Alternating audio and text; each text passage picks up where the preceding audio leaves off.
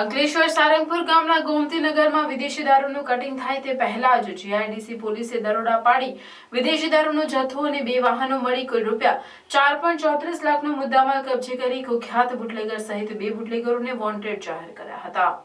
Ankleshwar GIDC મથકના PSI એવી સિયાળિયા સહિત સ્ટાફ પેટ્રોલિંગમાં હતો તે દરમિયાન બાતમી મળી હતી કે સારંગપુર ગામની નવી નગરીમાં રહેતો કુખ્યાત બુટલેગર મનીષ ઉર્ફે મલુ કાલિદાસ વસાવા અને રોહિત દલસુખ વસાવા બંને એકુ ગાડીમાં વિદેશી દારૂનો જથ્થો ભરી લાવી સારંગપુર ગામના ગોમતીનગરમાં જથ્થો કટિંગ કરી રહ્યા છે।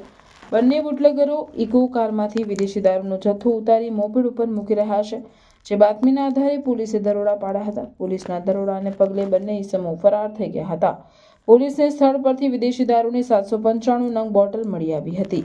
પોલીસે સ્થળ પરથી 1.64 લાખનો દારૂ અને ઇકો સહિત મોપેડ મળી કુલ ₹4.34 લાખનો મુદ્દામાલ કબજે કરી કુખ્યાત બુટલેગર સહિત બંને બુટલેગરોને વોન્ટેડ જાહેર કરી વધુ તપાસ હાથ ધરી છે।